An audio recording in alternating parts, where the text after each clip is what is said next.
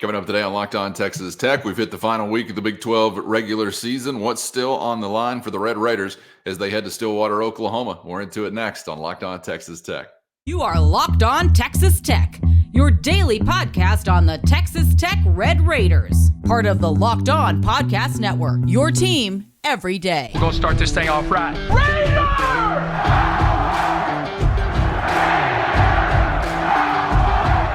Everything runs through Lubbock.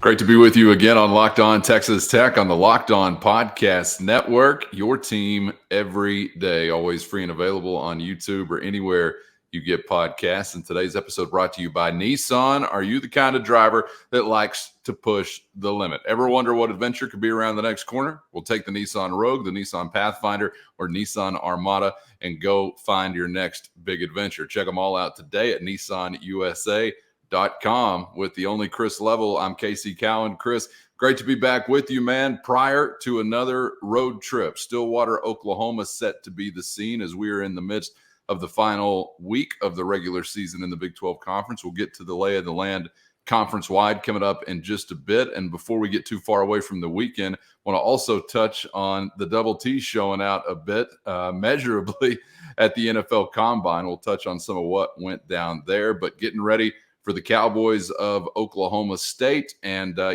know it's no like magic cure to how difficult it is to win on the road, but whenever you get one on the road, confidence and belief can be a very dangerous thing. So obviously timely for a lot of reasons whenever it comes to Texas Tech's win in Morgantown, but also hoping specifically that maybe it'll give you a little boost as you're on the road again, headed to Stillwater.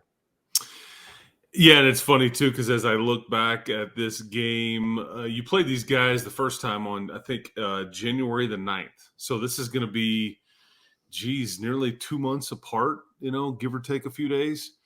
When you saw these guys talking about Oklahoma State the first time, and in that game you were down 20-11, and then you went on an 18-2 run. Now that game was in Lubbock, obviously, but it just reminded me of like, man, this team just likes to create themselves a bit of a hole and then try to climb out. These Red Raiders do, and they just did it this past Saturday, as you were mentioning.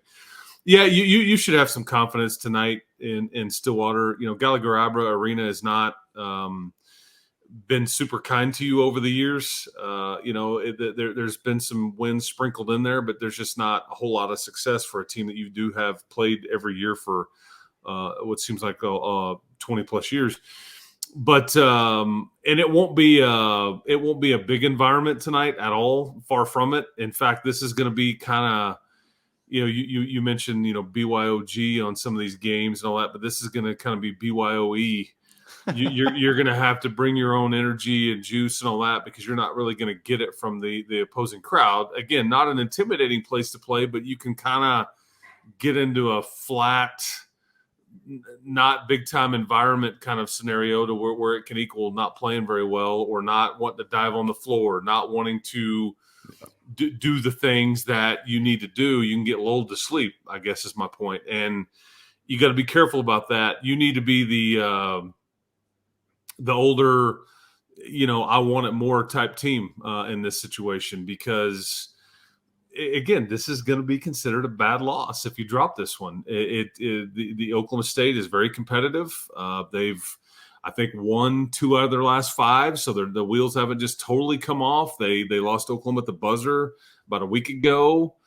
Mike Boynton is very much fighting for his job. They're just really young, and they're missing their best player in Bryce Thompson, who's been out since late January, I guess, and they've had to reinvent who they are. They don't score it particularly well.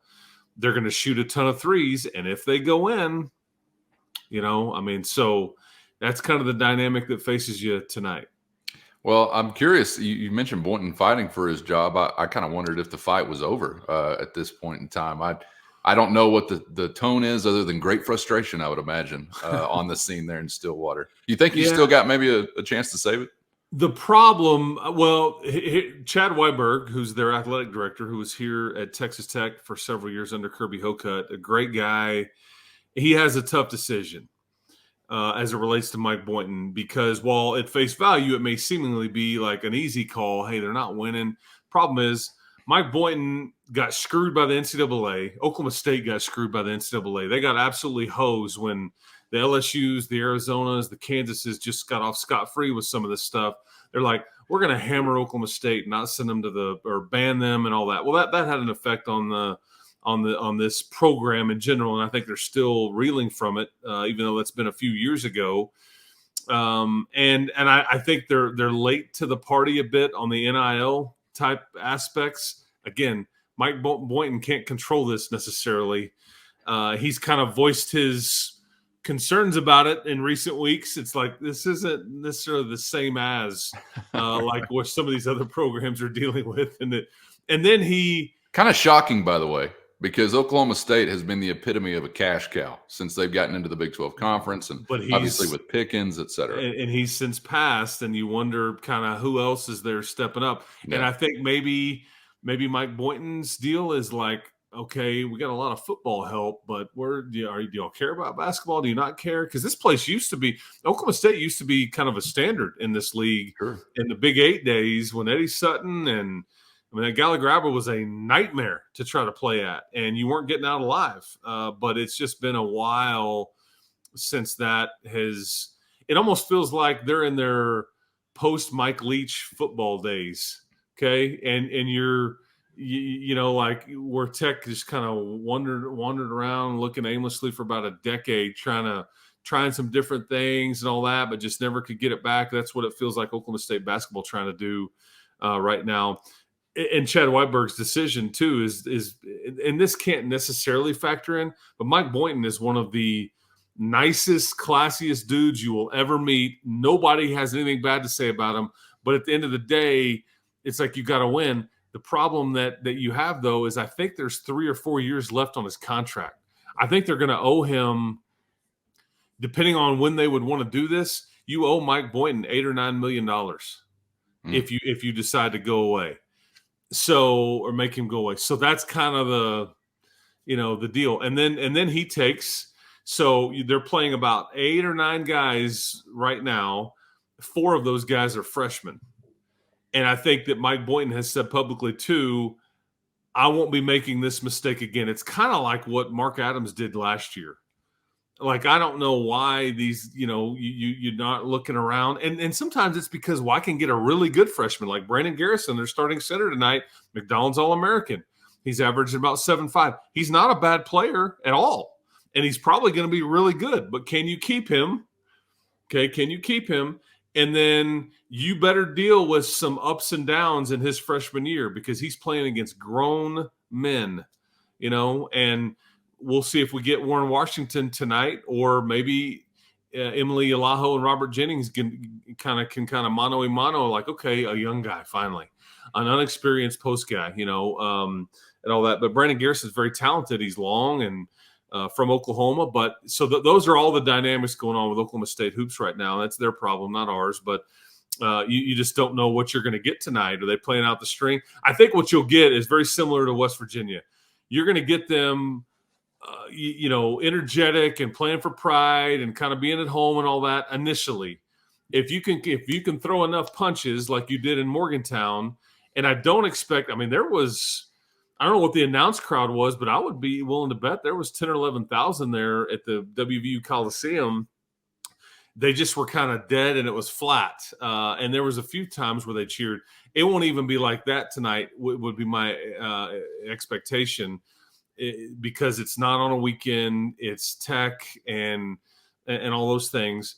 But you'll get some initial surges. But if you throw enough punches and you can score enough points, you'll win this game tonight. But you just hope it's not one of these nights for Oklahoma State where they're just heaving them in, because they're a volume 3-point shooting team. They struggle to score, especially if the threes don't go in, and they don't really have a plan B. And they're not BYU, for example, but they will shoot a ton of threes. And if you don't help them there, I think I like your chances, but we'll see. We'll kind of see. They're just never easy on the road, man. I don't care who, where, when. It's tough to win games away from your building. I think Tech in Big 12 play, if I'm not mistaken, 3-5 so far away from United Supermarkets Arena. Obviously, you get a win most recently in Morgantown. Some of those are against really good opponents. You got a loss to Iowa State. You got a loss to Baylor. You got a loss to Texas Christian on the road, Houston as well. Then you get a Central Florida outing. And I know there's different context, obviously personnel you're playing with and some of those versus some more recent. But what do you make of this team outside of their building? Because while you won't be in obviously true road environments whenever the NCAA tournament gets here, you also won't be at United Supermarkets Arena. Is it just some of the competition, then some of the fate as far as your roster? When you get to some of these, have you seen like the team change when they're outside of the USA, or what do you make of Texas Tech as a team away from home this year? First, today's episode brought to you by FanDuel, and the sports calendar keeps turning and the action never stops with America's #1 sportsbook and the official sportsbook of Locked On. And right now, new customers get $150 in bonus bets with any winning $5 bet. That's $150 if your bet hits. There are so many ways to spice up any action with their safe, secure, and easy-to-use app. So get to FanDuel.com/LockedOn. And if you're a new customer, take advantage of $150 in bonus bets with any winning $5 bet with FanDuel at FanDuel.com/LockedOn, official partner of the NBA. What do you make of Texas Tech as a team away from home this year? Well, again, you've mentioned, because you think about your road losses, those are all, other than UCF, who was a bubble team as recently as of a couple of weeks ago, those are all not just NCAA tournament teams, but in some cases, like a 1 seed, Right. 2 or a 3 seed, Yeah. another 2 or a 3 seed. We're talking in the NCAA tournament, not the Big 12 tournament. Yeah. So it's hard to like figure out, is that just because the opponent is really, really good? A lot of that, I think maybe. and some of that, absolutely it is. Yeah. Played Baylor without Warren Washington. You played UCF without basically Chance McMillan and mostly Warren Washington. Yeah. So anyway, I think though that what Grant is trying to get from his guys is, we don't need to get down 20-4. And it's like, we need to be more aggressive much earlier. I think that UCF kind of took the fight to you in that trip to Orlando. I think West Virginia kind of took the fight to you initially in Morgantown. Now, granted, you punched and punched back and you hung in there, and we know the result as you won it 81-70, but you just can't keep living this way, in some of these games. And so, I think that he just wants, and I've told you this too, but like Joe and Chance kind of flipped this deal from like, okay, oh man, it's going to be tough to, look out, you can be really good. I feel like you're getting Pop every night production-wise. You're getting Darion Williams production-wise every night. But when Joe and Chance are mixed in there and you're getting those other two performances, that's when you go from, and like, the first time you played Oklahoma State, this is the game that Kerwin Walton was darn near perfect. He only made a couple of threes, but he scored 16 points, but he was putting it on the floor, driving past guys. He was just doing all kinds of different things and showing his complete game, and he scored 16 points on 7 of 8 from the field. But like he's another kind of margin for error guy. And he didn't, he hadn't done much in recent weeks, although he did drop in a couple of threes, I think, against against West Virginia Morgantown. So, but I just think it's like the sense of urgency, and it's hard to turn that up with a team. Yeah. You either kind of have it or you don't. And I think that when you played Texas last week home, I think Texas was at a 10 or an 11 as far as sense of urgency. No doubt. They were quicker to everything, faster to everything, wanted it more, and you've got to somehow start to turn that up and bring it. And you're going to need it in these next 2 games if you want to get a win either time, because Baylor is going to come in and they're absolute handful right now. But we got Oklahoma State first tonight, so we'll see what we get. As we're here at the close to the end of the regular season, oh yeah, what's on the line as far as the Big 12 conference for Tech or others, Chris? And what do you make really of the way the conference tournament can impact a team, whether it is actual seeding in the NCAA tournament or just kind of mojo or something along those lines? What's your general thought on a conference tournament, whether it's the Big 12 or otherwise? Well, it certainly is a tool to get somebody an automatic bid. It's certainly like last gasp effort to improve your resume. It's they're neutral site games, and obviously in this tournament you have a chance to really add some quality, to your resume because of who you're getting to play. It's in the Big 12 and all those things. It's the bottom line is it's a moneymaker, and in this particular one, it's a massive moneymaker. It is an unbelievable 4 to 5 day stretch of just hardcore basketball and all those things. But like from Tech's standpoint, going into next week in Kansas City, if the season ended, after this past Saturday, you wouldn't play until I think Thursday. Early on that day, I think maybe it's the 11:30. You'd play the first game on that Thursday. In those quarterfinal games, you'd essentially get a double bye because there's going to be 2 games on Tuesday, a full 4 games on Wednesday, and so I guess 6 teams would already be eliminated by the time you even play your first game. In this new kind of format. But yeah, that's what also is on the line. You're trying to improve your resume. You're 7-9. Just to give people some context, you're 7-9 in your quad 1 and quad 2 games combined right now. You have of the 9 expected NCAA tournament bids that the Big 12 should get, you have the worst net ranking of those 9 teams.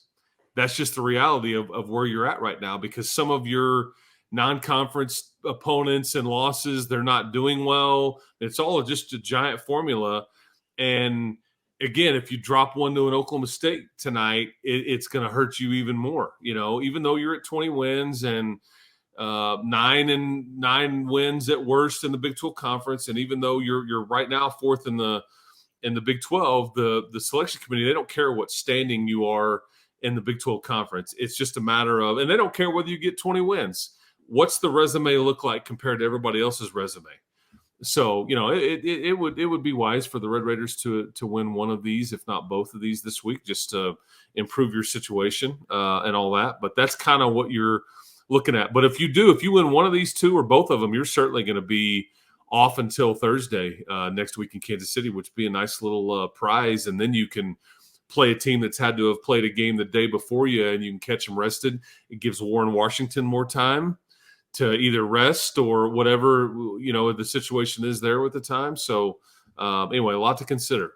Yeah, and I never know what to make of these things. As a fan, love it. Yeah, more is better. Give me some of that daytime basketball, help to usher in March, remind us what month it is and what's coming up on the other side of a conference tournament. But I always wonder what a coach is going to make of it, or obviously what his team is going to make of it. I can take a guess as to what the messaging is from the coach, but, going back just a few number of years, one of the poorer conference tournament showings then translated into a run to the national championship game. So it's just always kind of like, what's the team going to make of it, I guess, particularly if you had a very productive regular season.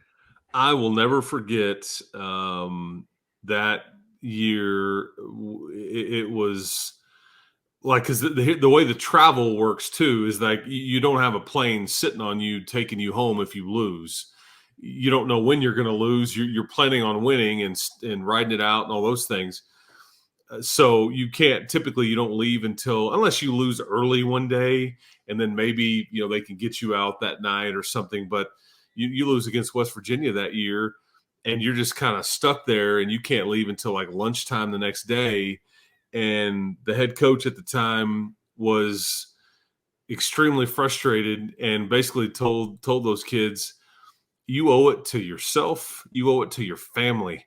You better at least get to the second weekend of this tournament, because they had been on this 9-game winning streak. You had all these, you'd won the share of the Big 12 title and all that, and then you just kind of laid an egg in that first game. And so it's just tricky. It's people typically cheer for the underdogs in these neutral site settings. I think people were probably cheering for West Virginia on that particular day that you referenced. And, so anyway, it's a nice tool to have. You have it in your back pocket. The Red Raiders, for whatever reason, have never necessarily fared well. There's been a couple times where you've played for the championship as recently as 2 years ago when you played Kansas and lost that one on a Saturday night. and all that. So, but this particular version, boy, if you just had nothing else to do and had tickets to it, boy, you'd be treated to some hardcore hoops at the Sprint Center. I mean, it'd be wild because you're getting to see some of the best teams in the country in one location and back to back days. I'll just say this: no matter how you're feeling about it, it's great to have a good feeling about a tournament resume before you get to the conference tournament and make of it what you will. Then we all want to win every game and are hoping for good things for the good guys. But that's a little bit off in the distance. First, you got Oklahoma State coming up from Stillwater, and we'll chew on that result on the other side. But before we get out of here today, Chris, let's switch into a football frame of mind.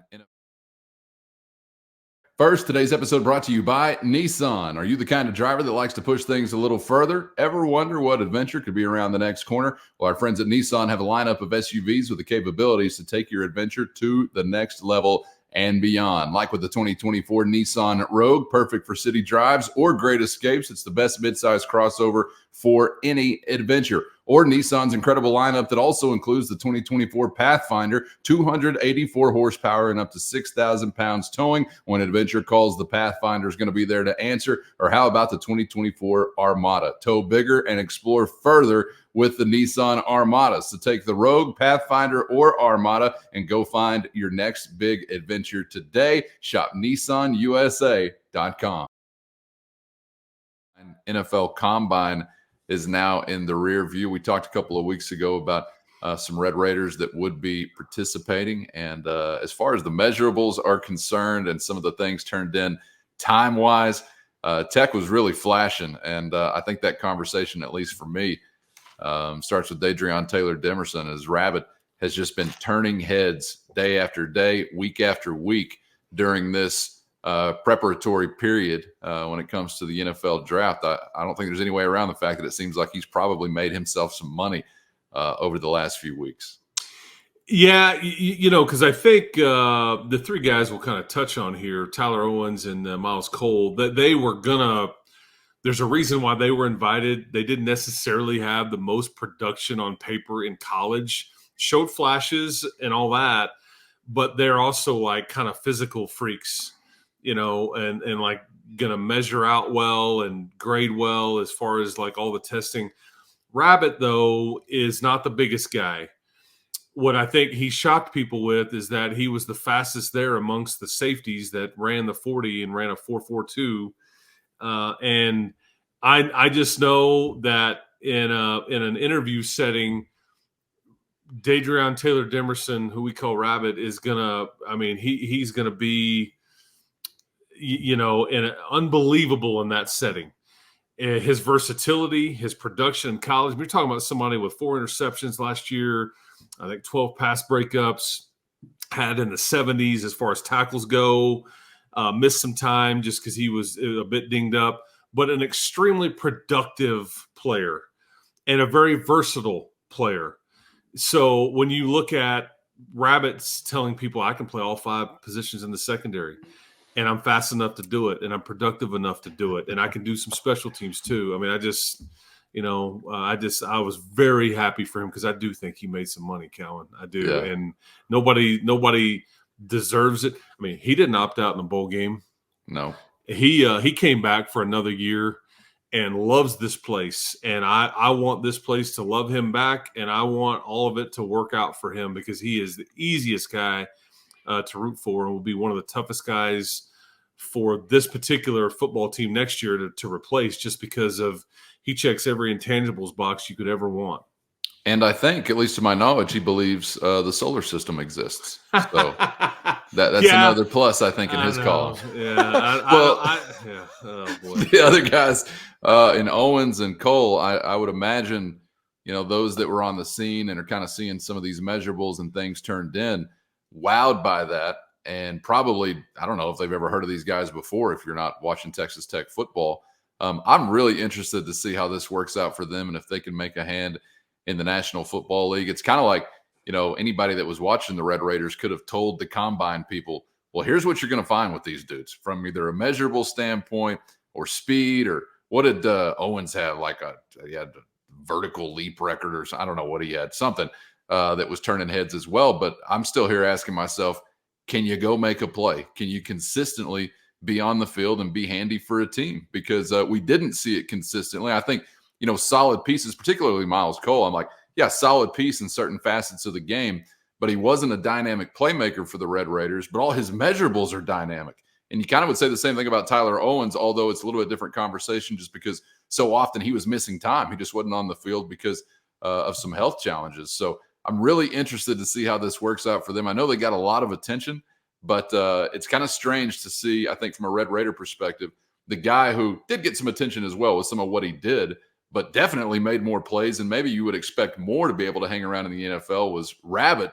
But then you've got these others who are on the freak list. We talked about that prior to last football season that Tech fans are probably going to be really intrigued to see if they can kind of join that conversation. So there's sort of a dichotomy between those two and Rabbit as to what is being valued. And I'm glad they were all getting the right kind of attention, at least for the most part. And I'm excited to see if maybe they can make it work out. The NFL is a measurables league.